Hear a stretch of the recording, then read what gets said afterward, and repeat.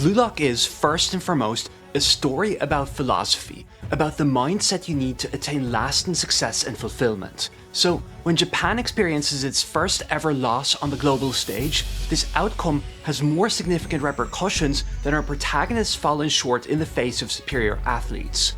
The French team poses a direct challenge to the very premise of the manga. It fundamentally calls into question our protagonist's ability to become the world's best striker. On the most basic level, Japan vs France interrogates the concept of suitability, and more specifically, why the Blue Lock approach and our protagonist Yoichi Isagi in particular are ultimately the best suited to secure a World Cup victory. Hello, my name is Sean, and I don't think the costume department quite understood what I meant when I said I was filming the video about suitability. Also, if you like what I do, consider signing up for my Patreon. For one, you'll help me cover channel-related expenses, but on top of that, you also gain access to my podcast where I give my first thoughts on a new Blue Lock chapter every single week. One of my favourite parts of the more recent Blue Lock matches is how, more than before, they flesh out our protagonist and develop him as a person, and how his successes on the pitch are directly correlated to him learning more about the source of his own desires. Against PXG, Isagi realized what he yearns for above all else. Against Nigeria, we discover the source of Isagi's character-defining adaptability. And progressing from there, the France match asks an obvious follow-up question. Under what circumstances does someone like Isagi thrive? Or, to put it in the language of Japan vs France, what is the most suitable method for our protagonist to fulfill his desires? That brings me to the pivotal figure of the match, France's midfielder Vivian Hugo. This probably goes without saying, but the France match completely revolves around the figure of Hugo and his suitable destiny theory. Simply put, Hugo espouses that every being has a way of life to which it is naturally suited. In his view, the world would be a happier and more efficient place if everyone lived in accordance with their suitability. This philosophy is perfectly exemplified by the two pillars of the French team. Julien Loki, the personification of the natural-born number one, and Hugo himself, who fully leans into his natural aptitude of guiding others as his team's second best.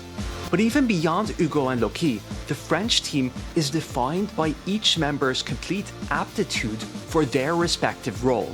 They're dubbed the team of ultimate suitability. To put it different, the France match challenges Isagi and Blue Lock Japan as a whole to interrogate its most suitable approach. And for our protagonist in particular, it finally forces a long-lingering issue out into the open. From the earliest parts of the story, Isagi has been depicted as someone who doesn't quite fit the mold of a traditional striker. The story repeatedly suggests that his skill set renders him better suited to the position of midfielder, not primary striker. And up to this point, Isagi had never offered a truly satisfactory rebuttal beyond, well, I still just want to be a striker anyways. But now, at last, the world's best team exposes the dissonance between Isagi's aptitudes and his current approach, and we witness him falling short time and again so long as he fails to explain what makes him suitable for a role beyond second best. In fact, the figure of Hugo himself presents a seemingly compelling case for why someone with Isagi's talents should follow the path of second best. And this goes beyond simply observing Isagi's aptitude for playmaking. In many ways, Hugo marks the newest flavour of the Isagi but better archetype that has been in vogue since Rin's introduction in the second selection. For one, Hugo's talk about having a bird's eye view of the field as the second best closely echoes how characters have talked about Isagi's own use of metavision. And above that, Hugo's planning and tactics are figurized by a security camera, monitoring the field from above. Not at all dissimilar to the all-seeing eye that embodies Isagi's own transcendent vision. And talking about the security camera, that also fits in with the second series of associations between Isagi and Hugo. As the match progresses, Hugo is figurized by gears, with Hugo's entire body being gradually subsumed by clockwork, eventually segueing into the snapshot of France as a menacing robot. Now, These gears evoke several interrelated associations. Most explicitly, they represent Hugo's pathological desire to fine-tune everything around him, to make the world tick in an orderly fashion. Secondly, they fit in with Hugo's perception of himself as a cog in the machine in his role of the second best who controls the motions of his team's number one. But perhaps more importantly still, Hugo's gears link in with one of the core metaphors of the NEL, and the PXG match in particular. Noel Noah's philosophy of extreme rationality is figurized through mechanical imagery, with the world's best striker being characterized as a cyborg, half man, half machine. And so, the meta-narrative of the entire NEL sees Isagi gradually coming to embody the rationality of Bastard München, the very quality that allowed him to face his master as an equal, specifically by abandoning his emotions and becoming a machine, as the perfect reflection of the world's best striker. I'll cut this short for now, but if you want to hear more, I discussed this in extensive detail in my analysis of the PXG match. Anyways, this is also how Isagi starts the U20 World Cup. He's a self-proclaimed machine that will secure victory for Japan. Now, the figure of Hugo intersects with these pre-established associations in quite fascinating ways. In particular, the France match posits a tantalizing sum of parallels between Hugo and Noah, and I don't think it's a coincidence here that the two hold the same nationality. When Hugo crushes his opponents with logic, he seems to embody Noah's mantra about relying on rationality. Hugo's efforts to strengthen his rivals as a means to make France stronger similarly echoes how Noah used the NEL to kickstart Kaiser's awakening. And that brings me back to Hugo's gears. It insinuates that the pivotal figure of the France match is just like Noah, less human and more machine. In fact, let's look at the precise moment that Hugo's mechanical side is first brought to the fore. It's when he articulates his dream to win the World Cup 4 times. This connection between Hugo's dream and machinery is reinforced again at the end of the match, when Hugo's 4 World Cup victories are figurized by 4 gears. By implication, Hugo represents the perfect embodiment of a machine for victory. We also see this manifested when he reflects on the need to cultivate a new number 1 striker. What Hugo imagines is a robot, just like we saw earlier, a machine that will respond to his plays like clockwork. Similarly, when a former teammate complains that he's being treated as a tool in Hugo's machinations, the phrase tool echoes the machine for victory language from the NEL. For Isagi, being a machine means treating himself as merely a tool for a higher purpose. Let me put it differently. In Vivian Hugo, Blue Lock presents us with a true machine for victory in the same vein as the world's best striker. In this capacity, he seems perfectly suited to secure a World Cup victory as his team's second best. And thereby, Hugo serves as a yardstick against which we must measure our protagonist and Blue Lock as a whole. So long story short, France represents the team of ultimate suitability, and within that framework, Hugo is the most suitable embodiment of the machine for victory archetype, the quality that ostensibly renders him the most suitable candidate for winning the U20 World Cup. However, to come to such a conclusion, we must accept the validity of Hugo's theory. And, well, I don't really need to assess that, because the manga's de facto voice of God literally spells out that it doesn't hold up. However, one of the things I find truly fascinating about Blue Lock is how it continuously examines the interrelationship between language and power. In a previous video, I talked about how in the NEL, the notion of rationality is employed as a rhetorical cudgel for the strong to beat the weak into submission. As Yukimi observes, Isagi's appeals for him to act realistically in reality amount to him subsuming his teammate to his own desires. In the France match, Ego reveals that the same applies to Hugo's concept of suitability as well. Telling someone to live suitably is just a nicer way of saying know your rightful place, by implication, underneath France. Here's where it gets really interesting, however. Throughout the match, the manga goes beyond Hugo's narrow understanding of suitability to interrogate what it actually means for someone to act suitably. Let me start with a simple example. In the second half, Kunigami gets subbed in as a defensive midfielder. In Eggle's words, Kunigami's value lies in his physique that allows him to come out on top in physical confrontations. Emphatically, this quality allows him to excel in any position. So when Kunigami shuts down the French attack, he's acting suitably, even if he isn't employing his talents in the role of striker. In effect, this success deconstructs the binary of best versus second best. Kunigami can lean into his natural aptitude as a brawler without relinquishing his desire to score goals. This is what sets Kunigami apart from someone like Karasu, who expressly sacrifices his ambitions as a striker for a higher purpose. Another example, probably the most controversial moment of the match, Rin's last-minute interference with Isagi's duel with Hugo. I know most everyone strongly dislikes this ending, but let's interrogate it from Hugo's perspective for a moment. In Hugo's view, all beings have a suitable way of life, and living in accordance with their nature leads them to live as happily and efficiently as possible. Now, this is quite interesting in the case of Rin, isn't it? After all, when Rin goes on a destructive rampage, he's heeding his innermost impulses. Put differently, he's living in accordance with his true nature. And, well, I know that this argument might sound like a bit of a sophism. It can't be a coincidence that Rin is highlighted in this specific context. Since the U20 match, Rin's character has been used to explore the idea of fully abandoning yourself to your deepest urges, of peeling away everything until you reach your true nature. So now, in the France match, we're shown someone embodying what Hugo defines as the most suitable way of life. And yet, the results speak for themselves.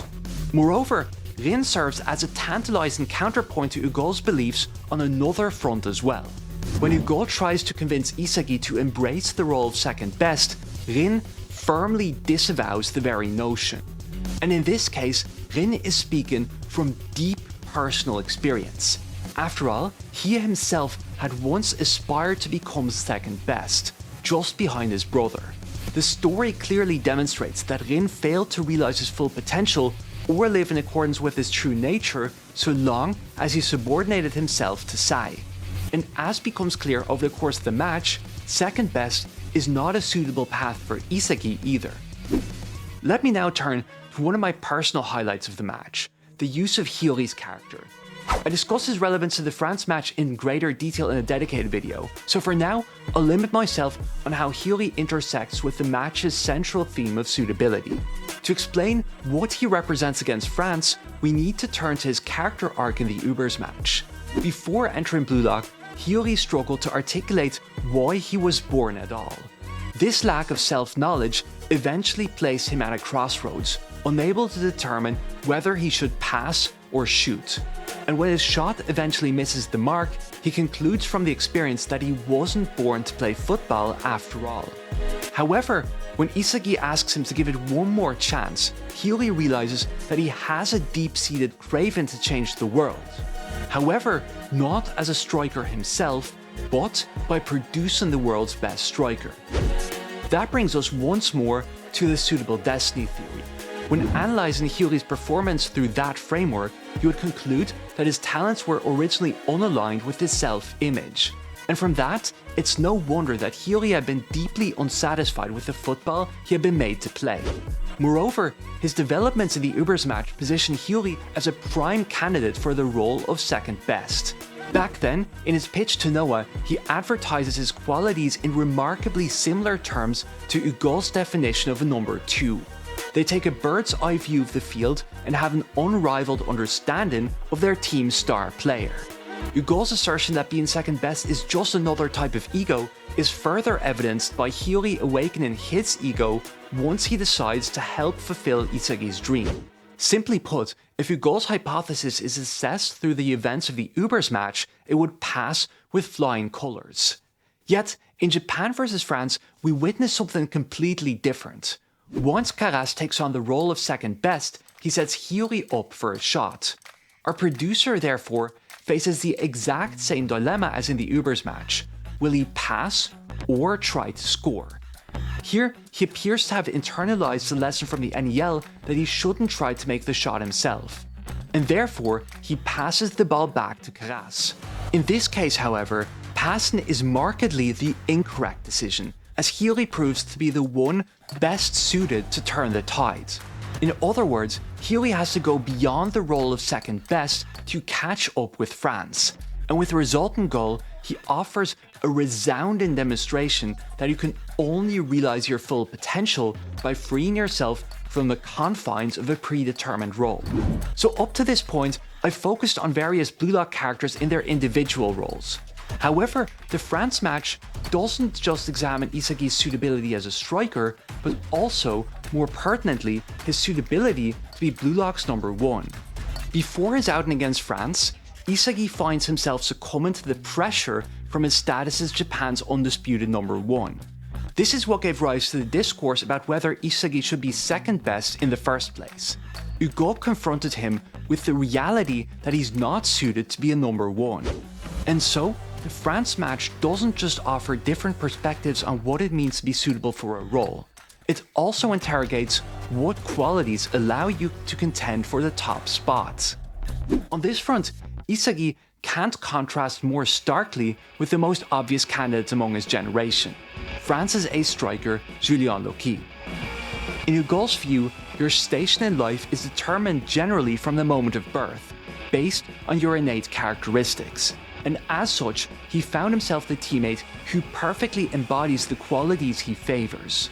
A striker with the greatest physical specs and no doubts about his talents. What actually really jumped out to me from the flashback to Loki and Hugo's initial meeting is how much the latter mattered to Hugo. The midfielder was enamored solely by Loki's self-assured confidence that he'd win several World Cups before he'd even witnessed any of Loki's plays. His mentality alone designated him as a natural-born number 1. And throughout the match, the core duo of Team France constantly reiterate their belief in the primacy of innate abilities. Loki and Hugo are shown bonding over their view that success is purely determined by raw talent, and they're subsequently validated in this by a goal that could only come about through a 1-in-a-million combination of supreme physical and technical abilities. Long story short, the justification for Loki as future world's best rests on his confidence and physical aptitude. These are, of course, the exact qualities in which Isagi falls short. He isn't a natural striker, and it turns out that he's not necessarily super comfortable in the role of number 1 either. However, over the course of the France match, the manga gradually establishes alternative qualities that also allow someone to contend for the number 1 spot, even if they aren't naturally gifted like Loki. For this, let me start with an unexpected highlight of the match, Tabito Karasu. Karasu has of course received quite a bit of flack from Ego for his decision to take on a supporting role. However, when we look at Karasu's monologue in the second half, it becomes quite clear that he hasn't given up on his dream of becoming the world's best striker.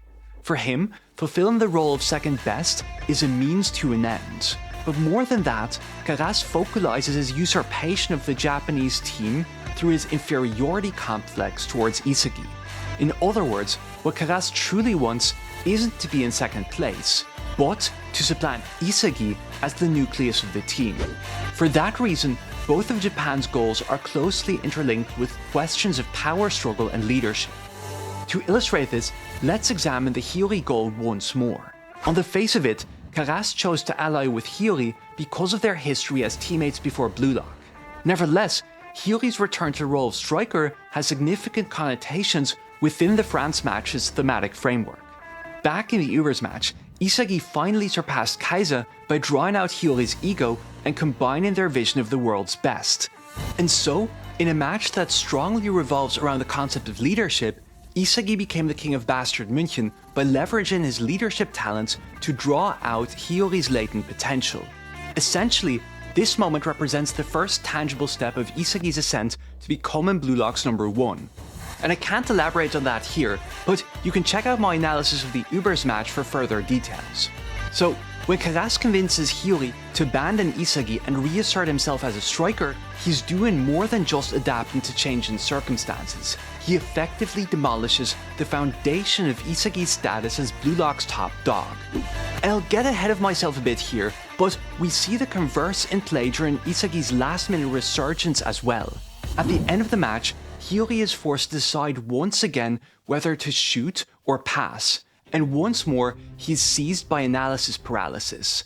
This time, however, Isagi has returned to top form and solicits a pass, which Hiyori gladly supplies. By implication, order has now been restored, with Hiyori once again producing the world's best striker. Anyways, returning to Karasu. As he masterminds Japan's second goal, we see a similar power struggle at play as well. When Karasu asserts his desire to make Blue Lock into his team, he does so by focusing on Shido, the one player that Isagi could never connect with. From the framing of the scene, Karasu didn't choose Shido because Shido was his only scoring option. He had plenty of alternatives at his disposal after all. Rather, he puts himself at the helm of a team through a chemical reaction with Shido to spite and undermine Isagi. It's a slap in Isagi's face, as if Karasu is saying, "I can do what you cannot." Simply put, Karasu isn't just orchestrating a coup because he wants to be at the helm of Blue Lock. Rather, he's fueled by a compulsive, obsessive desire to one-up Isagi. And this is a bit of an aside, but I find it quite interesting that Karasu's modus operandi on this front is remarkably similar to his first interaction with Isagi. There too, he incessantly tries to put Isagi down a peg. Now, in the France match, we learn the rationale behind this behavior. Karasu sees Isagi as a mirror image of himself, someone who reminds him of his own shortcomings. And as we learn from episode Nagi, Karasu copes with his deep-seated insecurities by bullying others, to put them down and hide his own perceived mediocrity. So with that in mind, it's no wonder that Isagi has become the prime target of Karasu's hostility. Our protagonist unwittingly confronts him with his greatest fears about himself, with Isagi's shortcomings, as it were, exposing his own sense of inadequacy. Anyways, back to the main point, and I want to abstract a bit here. In Tabito Karasu, we see someone contending for a top spot by competing against someone who he perceives as similar but better to himself.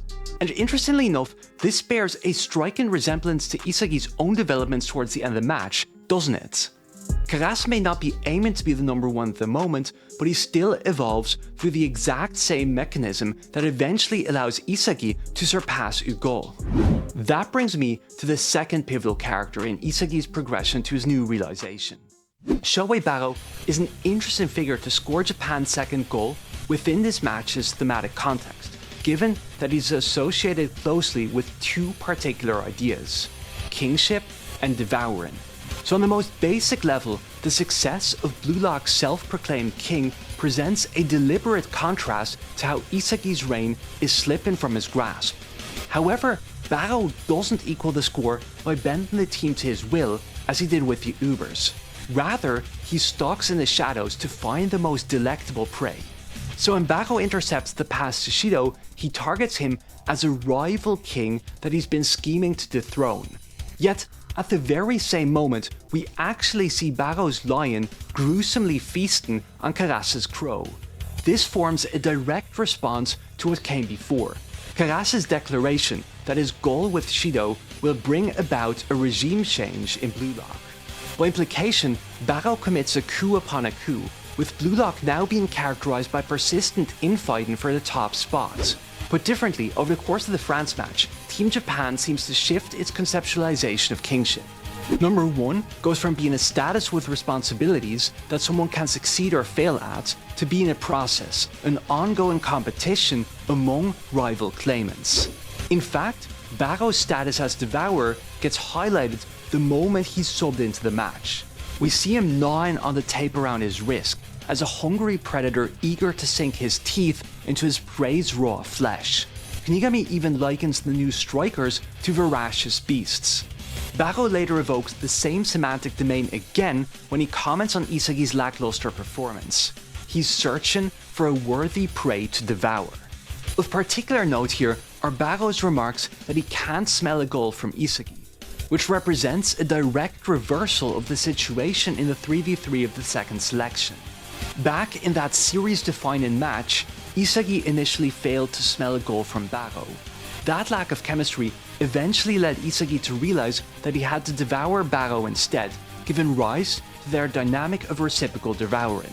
In other words, where the issue used to be Barou's refusal to engage with his teammates, we now find Isagi holding Barou back from realizing his full potential by his failure to devour players on the field.